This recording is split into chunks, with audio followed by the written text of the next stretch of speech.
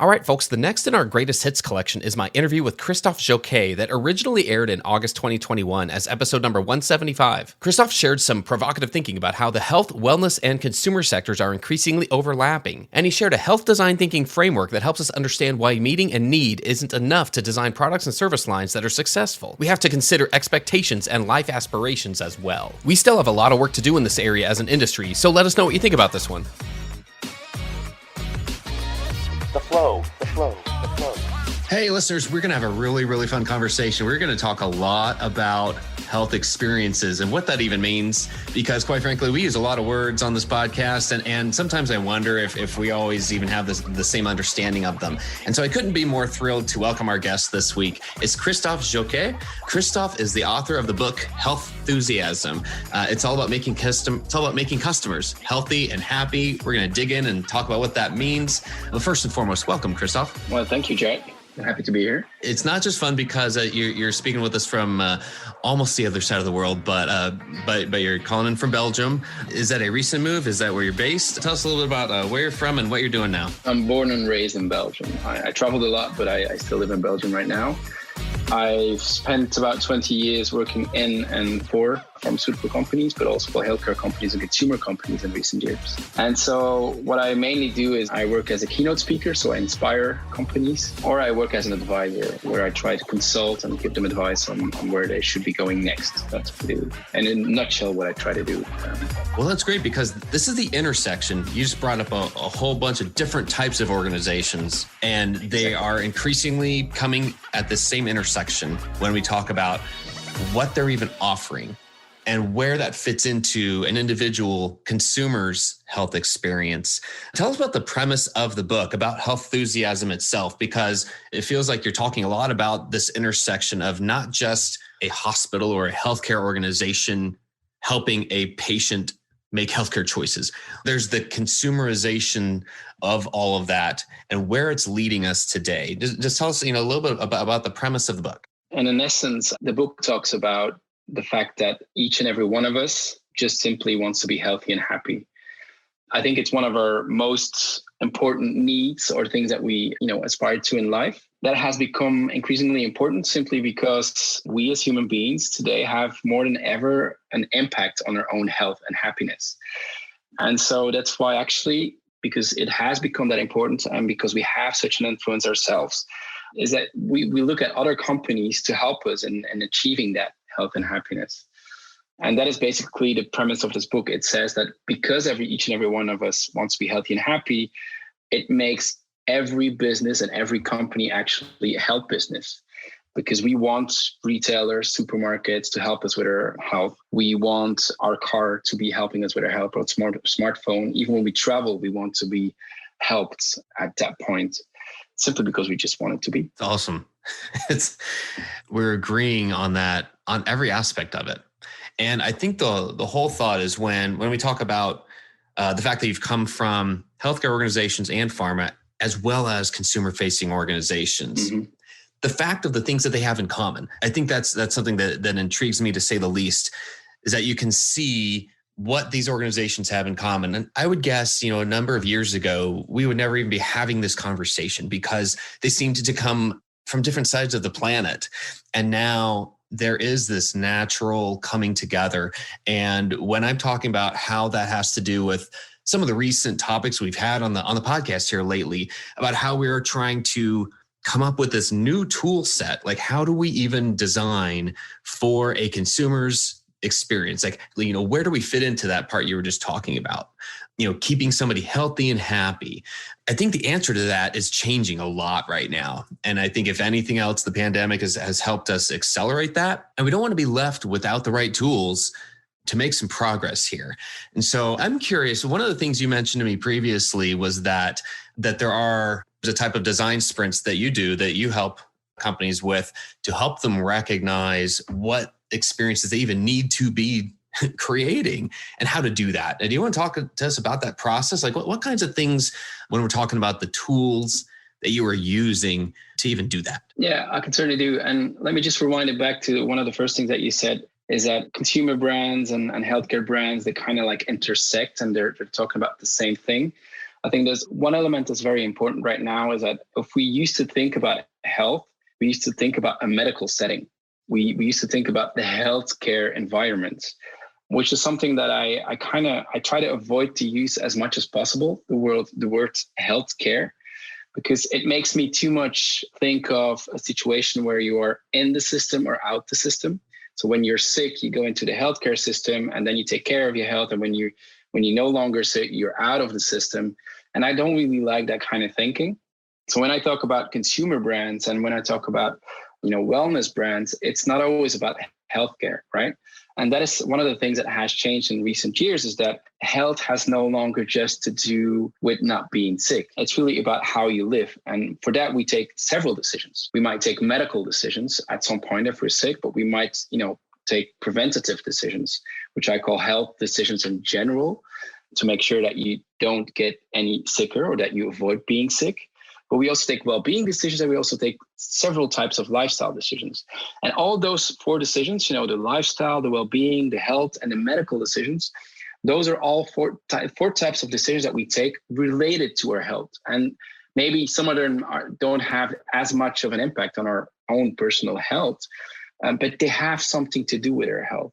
And I think that is the first thing that we need to realize, is that not everything related to health is medical or needs to be healthcare. And that's why you see different types of industries entering this field.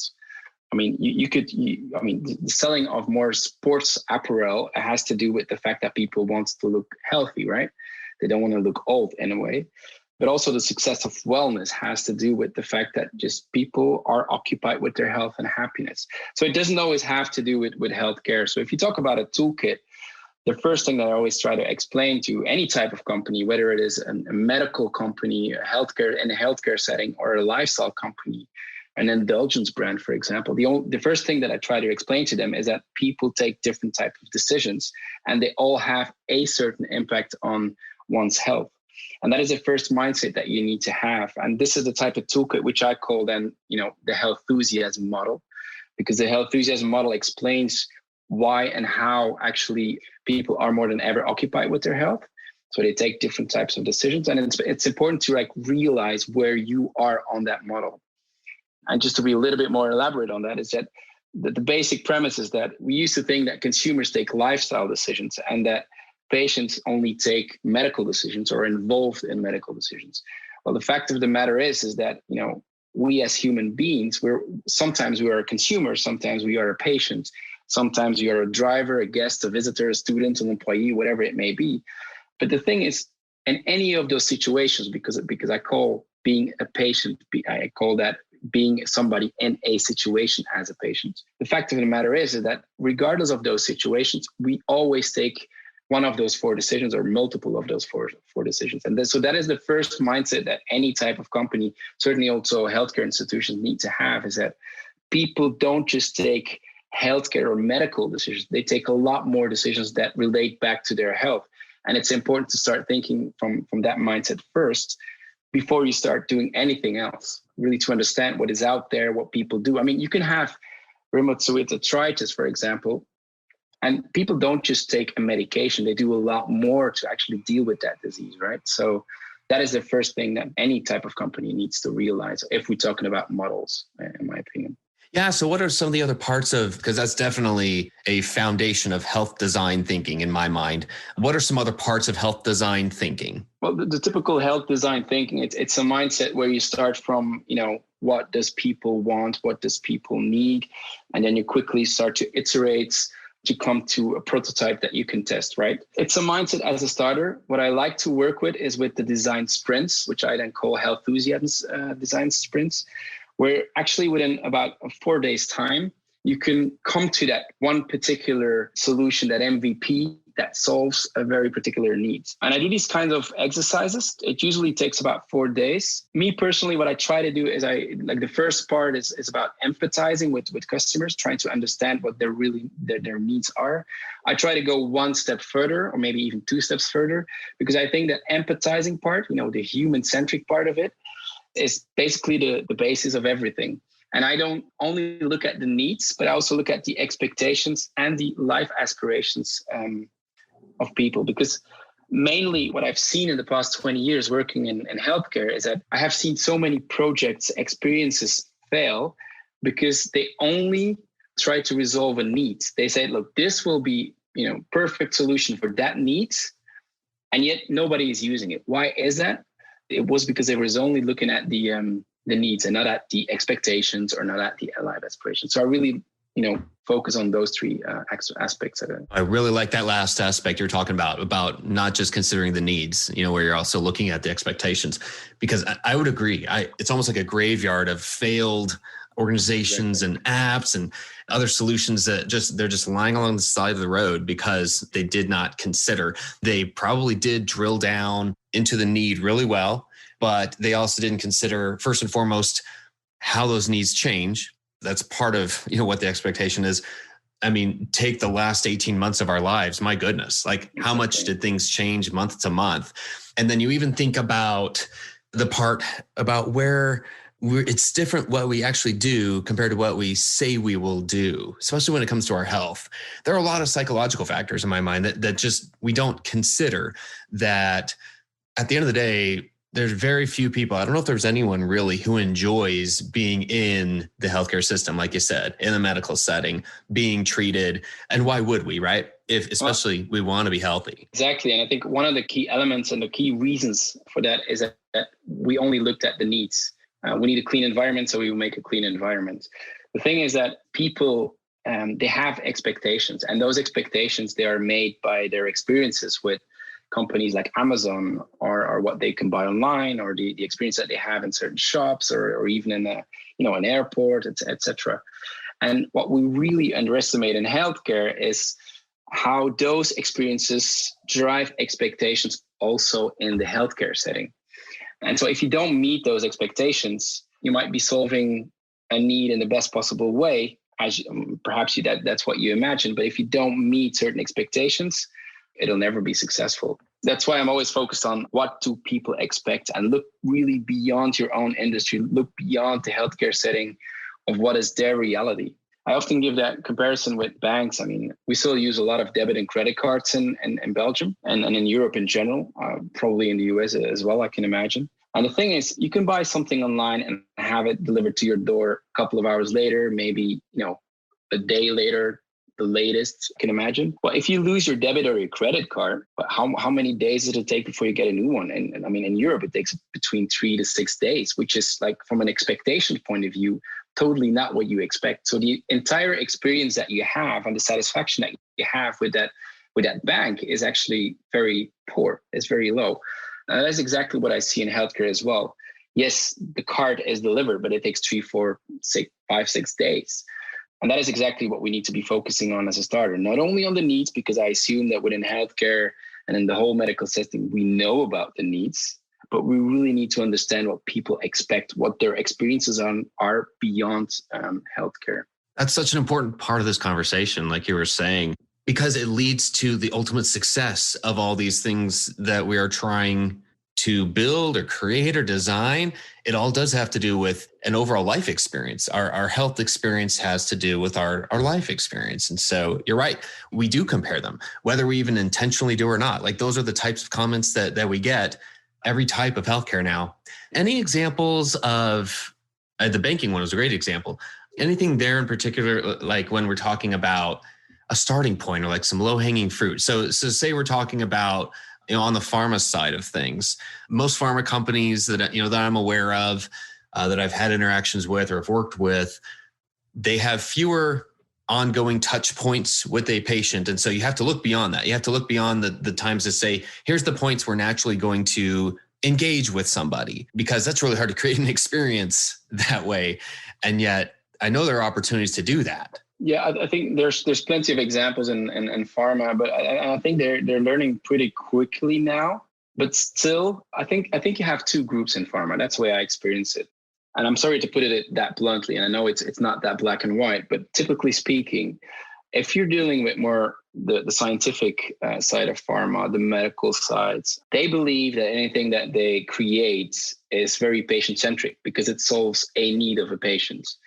Now, what you see on I wouldn't say the sales, but certainly the marketing side of things is that they start realizing that there's a lot going on in the world and that things are moving at a neck-breaking pace, and that they need to adapt, that they really need to understand what is important in the lives of people and why they should or should not use it. After all, I mean, let's face it, pharma has been trying with digital solutions, for example, since about 10 years. And it's only the recent 1 or 2 years that you see some digital solutions or even patient experiences that they are creating that are becoming hugely popular. All the rest have been failed. And I bet there have been tens of thousands of initiatives. I've even made quite some.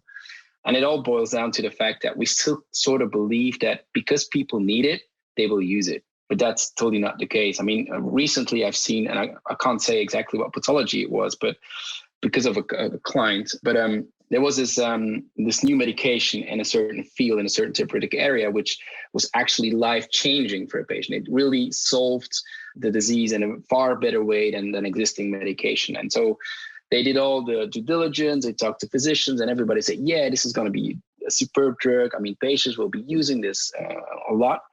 When push comes to shove, I mean, after 6 months, almost each and every patient stopped using the medication. For a simple reason is that, first of all, it wasn't that easy to, administer, but and that was the expectation that they have, that it didn't impact their life as much as they would have hoped, or compared to their previous medication. But there's a third element that played a huge role, and that shifts me to the third element I always talk about, is that it didn't fit their life aspirations. And why? Simply because that particular medication, that particular drug, actually made people put on like 20 kilos, like 30 pounds, something. And so people didn't really feel like changing their looks, because one of the life aspirations of people is just looking good, right? Or at least, not looking too ugly.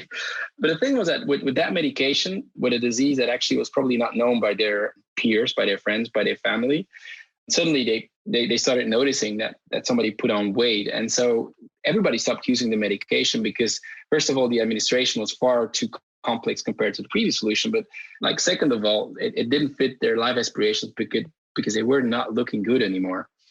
And so you can still see within pharma, although they started realizing that it's not only about the needs, it's also about the expectations, you still feel that it's still a learning process. And certainly when you think about then the third aspect, which is what is important in people's life, what are their life aspirations, such as looking good, having energy, being in the moment, those kind of things which are critical for our health and happiness. Yeah, this is something that I actually educate a lot of pharma companies on today. There's still a long way to go. Well, it is, but the fact that we're even having this conversation and you're having those conversations tells us that we're heading in the right direction, and we exactly, are. Yeah. There's only so much we can do at once here. One of the other parts I found fascinating is that how I'm curious if you have the same types of conversations when you are working with a consumer-facing company that wants to get into healthcare, because a lot of times they don't know that much about healthcare. We've seen a lot that try it, the numbers make sense, and so they go into the market.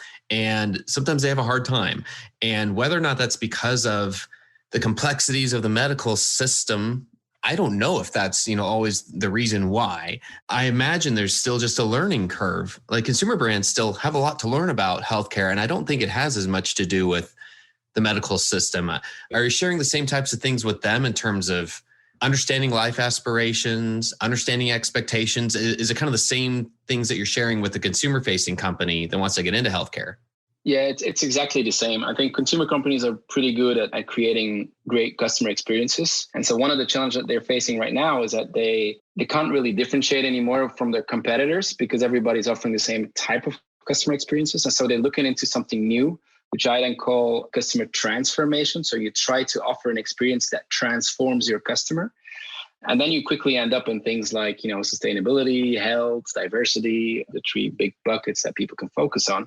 And then, typically I'm called in for anything related to health. And then I try to explain to them that it's really about how can you actually transform your customer? How can you make sure that you offer that kind of a customer experiences that makes them feel better, potentially even healthier or happier, beyond just that moment, but something that contributes to their life, that you can actually be some sort of, partner in their life, if you will. And so this is the type of exercise that I'm doing. And again, I then draw it back to the health enthusiasm model and saying like, look, you may be in lifestyle right now and you're thinking about consumers and you want to go into the medical decisions, which might be interesting for patients or future patients. But there's a whole section in between, which I call the self-care or wellness industry, where you can actually go in first. And one of the things, and they all really understand this. I mean, you need to start with, an MVP, something which is valuable in the market, that allows you to learn things, to gather some data, and to quickly build upon that, ship and tweak, right? And so one of the first things is that I try to explain to them, it's good to have that vision, but you need to go into that step by step. And the first thing you should be doing is focusing on the well-being, or first focusing on the health, the preventative health, and try to, remain close to your core DNA today. So don't jump too far ahead. Have that vision, pinpoint that vision. That's like your pole star, your North Star that you want to get to. But it's important to make that small baby steps and realize that actually when you want to create those customer transformations, there's a lot more you can do before actually going into the medical field. I mean, there's the well-being space, there's the health space, which is preventative health space. And it's important to get some first steps in there and build along the way towards that medical field. That's my typical advice, mainly because it's really about what is your unique contribution to society or to a certain ecosystem, an ecosystem that might not be there yet, but which at some point you will be part of for sure. And I do the same thing, the opposite and the other way around. I mean, recently I had a question from a huge group of hospitals in Europe. They actually, they had the ambition to gather as much as possible data so that they can actually coach citizens on lifestyle and health behavior. And they wanted me to, give an overview of all the technology out there and help them to craft that strategy. And instead of doing that, I didn't do that. I came back with a presentation of 1 hour of all the types of companies who actually try to achieve the same thing. So gathering data, making sure that people know what they're eating, how much they're sleeping, et cetera, et cetera. So my main message there was, you don't need to go from medical immediately into lifestyle. The question is, what is your specific skill that you have, insights that you have, knowledge that you have, expertise that you have, from which you can build. This is your DNA, and gradually you can have your poster in the lifestyle section, but you need to think about how you can build there and start by, wellness activities, start by preventative health, start with, how can you help people with their well-being? And so it's a matter of, those industries are blurring, obviously, but it's a matter of, staying close to who you are, realizing that there will be a lot of ecosystems that will be born in the next, I would say, 5 to 10 years. And so it's important to understand what you can bring to a certain ecosystem at some point. And for that, you need to be really, really good at what you're doing. So start from your expertise, start from your DNA, and gradually grow into that. I think that is the most important thing that you realize. And I come back to that health enthusiasm model again, and to realize where people are and how you can actually make an impact on people across the board. That's so great, because it's so action oriented, what you're sharing. This isn't just the design part. It is then what do you do with it? And so I as we start to wrap up here, I wonder what, if you had a chance to share, to challenge listeners with one call to action, like one step they could take in what, regardless of what type of organization they're in right now. Would it be one of the things you've shared already, or would it be something else? If there's one thing, it does back to needs, expectations, and life aspirations. And I know quite some companies, healthcare companies and consumer companies, they're pretty good at understanding or figuring out that it's about needs and it's about expectations. The thing is, when you do that, you're very much focused on the touch points that you have with your client, the touch point that you have with your patients. My challenge would be, try to look beyond those touch points and look really at what is important in your customers, your patients' life, and try to understand how that relates back to their health and happiness. Because then you can actually not only build a great or an interesting customer experience, but you can actually make a customer experience that makes a difference to them in their life. So really look beyond your own touch points and try to understand what is important in their life. What are their life aspirations? And with that, you will create a customer experience, or as I like to call customer transformation, or in the health setting, and health experience that will actually really make a difference for people. Oh, thanks for sharing that. And tell you what, thanks so much for giving us a few minutes today and giving us so much to think about. It's been a pleasure, Christophe. How do our listeners find you if they haven't connected with you yet? What's the best way for them to reach out to you and connect? My website, which is christophejacquet.com, but because my name is rather difficult, there's also healthenthusiasm.com. So it's health and enthusiasm made into one word. It's healthenthusiasm, where you can find all my information. There's a daily blog. There's all my services. There's more information about the book and about me.